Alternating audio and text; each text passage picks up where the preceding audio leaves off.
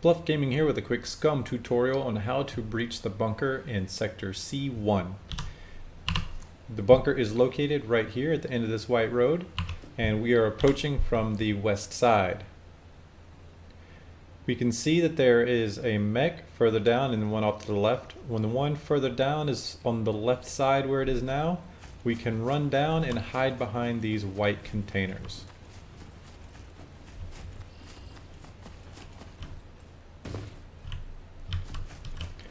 From here, we will wait for the mech to make its circuit. It's going to come in our general direction and face the door we'll be going through. Once he turns away from the door, that is when we'll make our approach. We can see him here now. He will come face the door, and then when he turns to leave, we go in. We have plenty of time, so don't approach too quickly. You could draw some attention that you don't want. And of course you want to clear any puppets out of the area first so you don't get aggro from them. But as you can see, we can just leisurely go in, no need to rush, and we have plenty of time. When you're ready to get out, you can go out the same way we came in. Just open this door and watch for him to turn away just like we did before.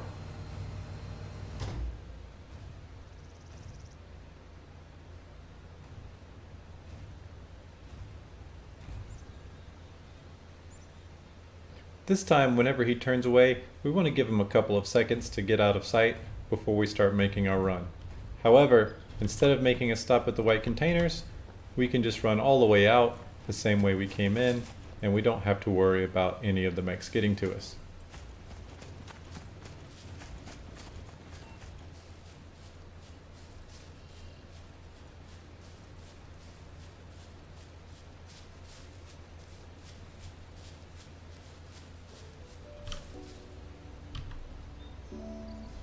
That's your bottom line up front. Stick around for the rest of the details.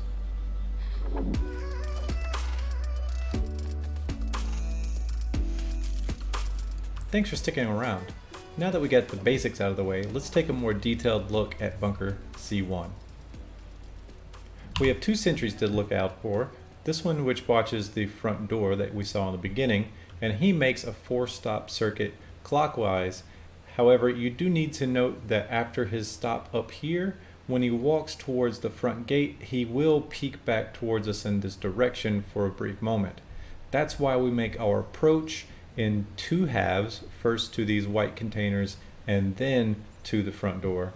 But our exit, it's okay for us to make in just one run.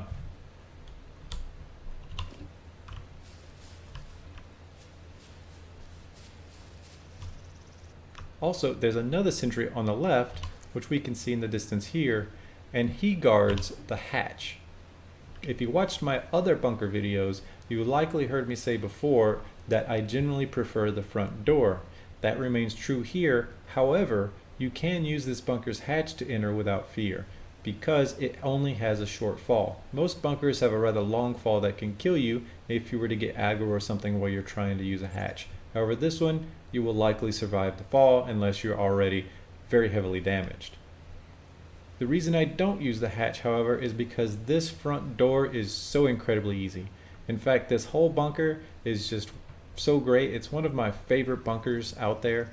The loot is good. It has a couple of armories, lots of stuff in the hallways, and you can practically just walk right into the thing. It's so easy to get in. So let's go back in the same way we did earlier. We're going to run down here, hide behind these containers, and of course you should know that before you attempt any of this, you really want to clear out any puppets in the area because you don't want to have to deal with that many threats all at once. The puppets you can handle with some rocks and some wooden spears. I've done this many times in other videos. Just throw a rock to distract a puppet. That'll make them run to the noise. They'll be still. Their heads are these nice perfect targets. A single spear will take them out. And if you guys think it'll be good, I'll make a tutorial just about doing that once I finish this bunker series. So now we need to watch for this mech here, just like we did earlier, and you see he's already turned away. We decided to look at the perfect time, and we have all the time in the world to come into the bunker. Be sure and close the door behind you, because just like we have threats from puppets and sentries, there's also the threat of other players, and delaying them or giving yourself an audible cue to let you know that they're nearby is always useful. If you've never watched any of my bunker videos before and you're very new to SCUM, you should know that these draped containers right here usually contain very good loot. They typically have clothes and armor, but they also sometimes have weapons, accessories, and ammunition. Of course, the green boxes here contain weapons and ammunition, and there are also occasionally plain wooden crates like this, which are also going to contain good loot. So first, let's look at where the other exit is. This one, it's very easy to find your way around in. All you have to do is follow the main hallway, and if you keep following it and opening big doors, you will get to the hatch. This also gives you a nice peek at the amount of loot you can expect to find right off the bat when you come in this place. And then here is our hatch out. We can see that the hatch is not that far up. As I said, it is safe to fall down that distance unless you're already close to death. For those of you who are new to bunkers, or who just want to see what this bunker looks like without running halfway across the world, you want to watch out for both red and yellow signs by the doors. Red signs tell you what type of room it is, and the room type can tell you what type of loot you can expect to get. Offices are very common, so are laboratories and examination rooms. You'll expect to find a lot of medical equipment and medicine in those. Excuse me for a moment. Looks like my guy could use a bit of medicine himself. And for the first time ever, I never realized this. He just got a bunch of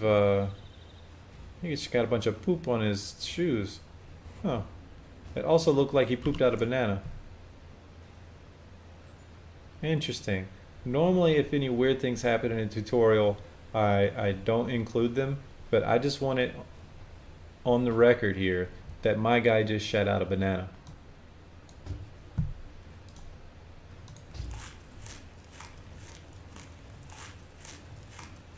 And so begins the never-ending cycle. So as I was saying, look out for those red signs and read the signs to get an idea if that's the type of room you want to loot or not, because some of you may be trying to get in and out as quickly as possible, hopefully with the best loot. You want to watch out for red signs that say armory. Those are going to have the best weapons and ammunition, and they also have these types of containers here. These are weapons lockers, and you typically find weapons and ammo in them. Here we found a knife that I'll be passing up, but armories will have those in them. Right now we've come up to level B, but you see there's a door to level C. If we go up to level C, we will find these two armories here. Armories have a few ammo boxes on the floor, then they have some weapons crates, and as I said, they have weapons lockers on both sides, and there are two armories right across from each other here in C1 in level C. Now, just like I prefer to come in through the main door, I also prefer to leave through the main door. When you leave through a door, you can keep whatever is in your hands. However, when you leave through a hatch, you have to climb a ladder, meaning that you have to take whatever's in your hands and put it into storage. And nobody likes to take out less loot.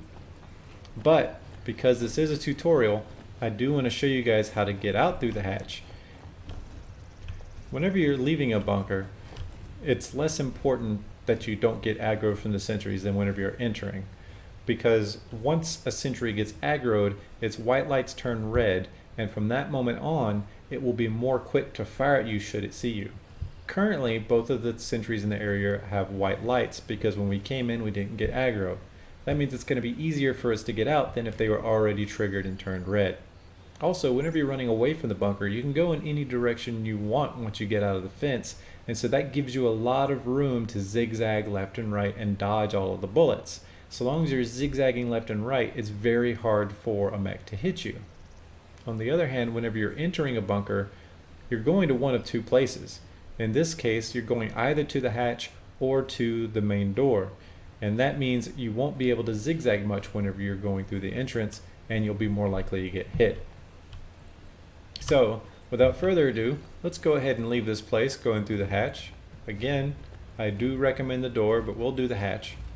Climbing ladders does take some of your stamina, and we're going to be running soon, so once you get to the top of the ladder, make sure you take the time to regain your stamina before you run out. Use your ears to judge how close you think the mech is, because it can see you at the top of the ladder before you leave if it's nearby and you're too high up. Now we're going to listen for the sound of the mech to get loud, and then once it gets quiet again, we'll know it's leaving the area, and that's when we'll make our run. It sounds like the mech is getting louder now, so it must be coming back. It's worth noting that it got so quiet at some point that I couldn't hear the footsteps anymore. So if you're very concerned about getting shot, wait until you can't even hear it any longer. However, I'm not quite so patient, and I don't mind so much if I take a bullet, so I'm going to wait till he starts getting quiet again and leave shortly after. Alright, let's go. As you can hear, we're being shot at. Also, he went directly to target engaging. That's because we were in an area that the devs have called red zones, and what that means is that even if they're already untriggered and have white lights, the sentries are not going to give you any warning. They will just immediately engage. Examples of red zones are the front doors and hatches of bunkers. Also, at certain points of interest that have mechs, you could find yourself in a red zone there as well. But as you saw, I ran to that nearest tower, and both on the left and the right there were big open holes for us to leave through, so we didn't have to worry about the mech that much. If you're interested in seeing a video like this for any other bunker, just look in my channel, as I've covered most of them already, and I'll be finishing up the last few over the next several days. And as always, if you do like my content, please subscribe or like the video, or comment and tell me what you think. If you dislike, however, there's only one thing I can really tell you. This right here, right in your cereal, buddy. Mix it all up. I hope you like Cheerios and Survival Pea. That's all I've got for today. See you next time.